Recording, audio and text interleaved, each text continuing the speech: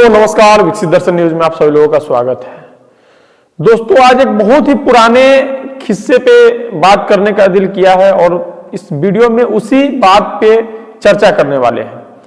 दोस्तों एक बहुत ही पुराना किस्सा है, वो काफी ज्यादा वायरल है, लोग जानते हैं और बहुत सारे लोगों तक एक हिस्सा का मतलब जो कहानी का यह है ये स्रोत गया हुआ है और लोग जानते हैं कि कैसे एक महिला ने जब देश आजाद हुआ था, उसके बाद जब पंडित जवाहरलाल नेहरू देश के प्रथम प्रधानमंत्री बने थे तो उनके गिरवान पकड़ करके एक महिला ने उनसे सवाल किया था कि आप तो प्रधानमंत्री बन गए, हमें क्या मिला? देश के आजाद होने से मतलब उन्हें क्या मिला?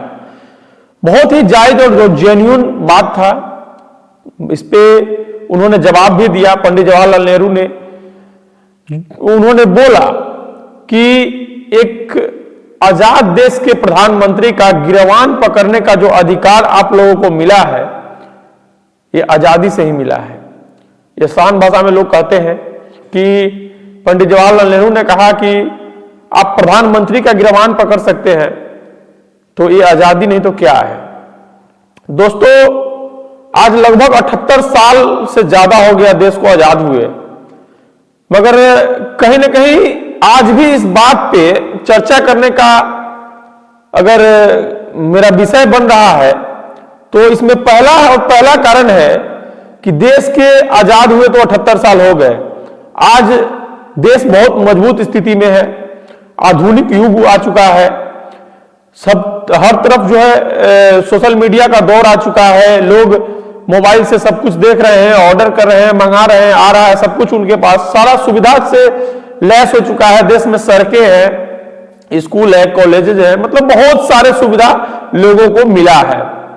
ऐसा नहीं है कि देश की आजादी से लोगों का मतलब भला नहीं हुआ है, मगर एक तरफ कांड होता है जैसा आप लोग जानते होंगे कि वेनेजुएला में उनके राष्ट्रपति को अमेरिका उठा करके ले जाता है, वहां प्रोटेस्ट चल रहा है, किस तरह का माहौल है आप लोग समझ सकते हैं, या फिर और भी आप लोग वीडियो के माध्यम से देख चुके होंगे। दोस्तों बहुत सारे घटनाओं को देखा जाए और बहुत सारे घटनाओं को मिला करके कोई बात निकल कर आता है कि किस तरह से कंडीशन बनता है देश का। दोस्तों आज जो सरकार हमारे देश को लीड कर रही है, चला रही है, इतने बड़े मुद्दे पे अपना विचार तक नहीं रख पा रही है। इस तरह का कमजोर हो पाना क्या देश के लिए अच्छा है? क्या लोकतंत्र के लिए अच्छा है? जिस तरह से लोकतंत्र का हत्या वेनेजुएला में हुआ है, क्या लोग सोशल मीडिया पर मतलब एक तरह से बवाल मचाए हुए हैं कि अगला कदम भारत का है, और लोग कंफ्यूज दिख रहे हैं। लोग इस तरह से कंफ्यूज है कि वो जवाब नहीं दे पा रहे हैं कि आगे क्या बोला जाए। लोग कंफ्यूज है कि इसके सपोर्ट में बोला जाए, इसके विरोध में बोला जाए। जो लोग समझदार है, समझ रहे हैं मतलब अंतर्राष्ट्रीय बातों को, वे कुछ बोल भी पा रहे हैं। जो लोग नहीं समझ पा रहे हैं वो लोग कयास लगा रहे हैं कि आखिर इतने छोटे छोटे देश के जो मुख्य लीडर है, प्रमुख जो लीडर होते हैं, वे अपना बयान दे रहे हैं, वे इसका विरोध जता रहे हैं, मगर हमारे इतने बड़े देश, इतने बड़े लोकतांत्रिक देश के प्रधानमंत्री इसका जवाब क्यों नहीं दे रहे हैं? सबसे बड़ी बात है, उनका मजाक बनाते हुए अमेरिकन प्रेसिडेंट ने एक वीडियो भी जारी कर दिया जिसमें वे कह रहे हैं कि वे दुखी है, इसलिए प्रधानमंत्री नरेंद्र मोदी उन्हें खुश करने की कोशिश कर रहे हैं। वहां के सेनेटर ने मतलब बजाबते वहां के राष्ट्रपति डोनाल्ड ट्रंप को ये बात समझा रहे हैं कि रसिया से भारत ने तेल खरीदना इसलिए कम कर दिया क्योंकि वे प्रधानमंत्री जो इंडिया के हैं वे आपको खुश करना चाहते हैं। तो कहीं ना कहीं दोस्तों सवाल तो बहुत सारे हैं। क्या इस देश में इतने सारे टैक्स पेयर के पैसे से जो देश चलाया जा रहा है, उस देश के प्रधानमंत्री इतने कमजोर हो चुके हैं कि वे जवाब नहीं दे पा रहे हैं, या फिर किसी इंटरनेशनल मुद्दे पे अपना बयान नहीं रख कर पाते हैं? चुनाव तो जैसे ही स्टेट में आता है, किसी भी स्टेट में, तो प्रधानमंत्री जी वहां रैली करने चले जाते हैं। उनके भाषण का जवाब नहीं है, उनके भाषण का कोई तोड़ नहीं होता है। जब वे भाषण देते हैं तो देश के और हिंदी पट्टी के जो लोग हैं वे झूम जाते हैं देख करके कि किस तरह से मेरे प्रधानमंत्री बोलते हैं, कितना धाक है उनका। जिस तरह से भारत को विश्व गुरु बनाने की सारी पहल की गई, सारे पहल में भारत को लगा, भारत की जनता को बताया गया कि भारत विश्व गुरु बनने वाला है, तो कहीं ना कहीं लोगों का उम्मीद भारत से मतलब प्रधानमंत्री से जुड़ता है और लोग सोचते हैं कि वाकई में भारत का कद बढ़ रहा है, भारत एक विश्व गुरु बनने की ओर जा रहा है, कदम उठा चुका है और ग्रोथ हो रहा है। वही एक तरफ डॉलर का मतलब भाव बढ़ता है और रुपये का भाव गिरता जाता है, यानी एक तरफ डॉलर बढ़ रहा है और रुपया घट रहा है। इस पे भी प्रधानमंत्री मौन है, कुछ नहीं बोलते हैं। दोस्तों, सवाल तब भी होता था जब पंडित जवाहरलाल नेहरू प्रथम बार प्रधानमंत्री बने थे, सवाल तब भी होता था, सवाल अब भी होता है। मगर अंतर क्या है, उस समय सवाल करने वाला डरता नहीं था, मगर आज के दिन में सवाल करने वाले के अंदर डर बैठ गया है कि कहीं मुझ पे कोई किसी तरह का एक्शन ना हो। अगर छोटे हैं तो उन्हें मतलब जानलेवा हमले का डर, बड़े हैं जो लोग बड़े हैं सवाल कर रहे हैं, जो लोग सोशल मीडिया में ज्यादा सब्सक्राइबर ज्यादा फॉलोअर्स के साथ बैठे हुए हैं वे लोग सवाल करते हैं तो उन्हें ईडी सीबीआई का डर, मतलब जो लोग मिडिल में मान लीजिए आप है तो उनसे पुलिस का डर, मतलब उससे भी बड़ा डर पब्लिक का डर कि जो लोग मतलब भक्त है वे लोग किस तरह से इस वीडियो को लेंगे, इस बात को किस तरह से लेंगे, उसका डर। मगर दोस्तों, इस डर के माहौल में जीते हुए भी वीडियो बना पाना बहुत ही मुश्किल हो जा रहा है।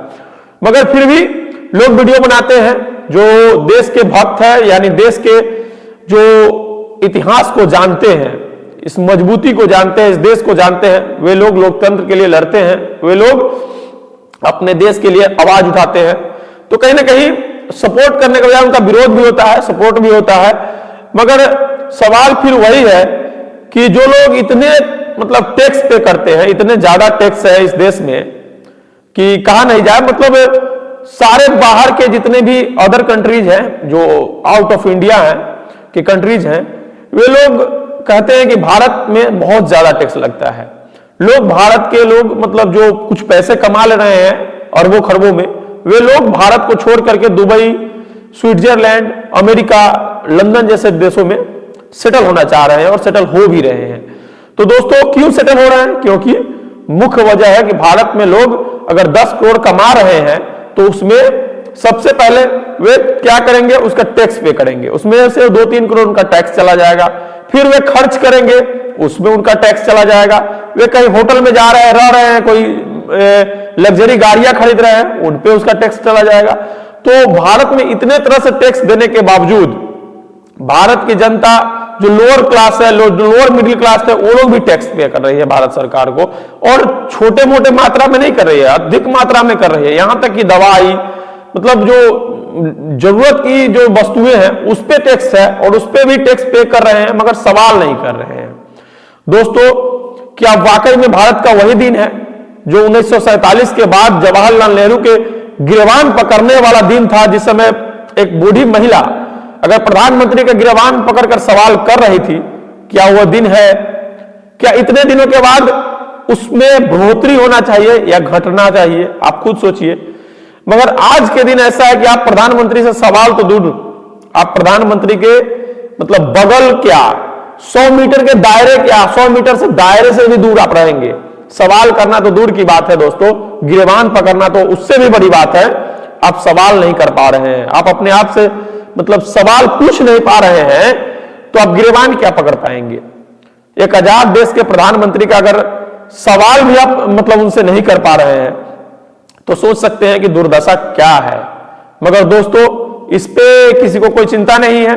सारे लोग सोशल मीडिया में हैं, जुड़े हुए हैं, सारे लोग वीडियो देख रहे हैं, सारे लोग वीडियो देखते हैं, सब लोग अपने एंजॉयमेंट के तौर पे सब चीज को देख रहे हैं। मगर सीरियसली कहा जाए तो देश का उस समय का दौर और आज के दौर में काफी डिफरेंस आ चुका है, और इससे कहीं ना कहीं देश कमजोर होगा, मजबूत नहीं होगा। आज के दौर में फेक खबर, फेक न्यूज काफी ज्यादा वायरल होते हैं, फेक न्यूज काफी ज्यादा चलते हैं, मगर रियल न्यूज और रियल जो बात होती है उस पर कोई चर्चा नहीं करना चाहता है। तो आप लोग क्या सोचते हैं, कमेंट करके जरूर बताइए। मेरा वीडियो बनाने का मकसद यही था कि सोचिए कि जिस दौर में सोशल मीडिया है, जिस दौर में लोगों के पास अधिकार और बढ़ी है, यानी कहा जाए तो सवाल उठाने का और दायरा बढ़ा है, यानी आप सोशल मीडिया के थ्रू सवाल उठा सकते हैं। आप किसी न्यूज चैनल पे है तो न्यूज चैनल के माध्यम से, सोशल मीडिया के यानी यूट्यूब, फेसबुक, किसी भी माध्यम से आवाज उठा सकते हैं, मगर लोग उठा नहीं रहे हैं। ये जागरूकता किस प्रकार की है, लोग क्यों नहीं जागरूक हैं, ये आप लोग कमेंट करके जरूर बताइए। और आप लोग क्या सोचते हैं कमेंट करके जरूर बताइएगा। जय हिंद। इस वीडियो में इतना ही, धन्यवाद।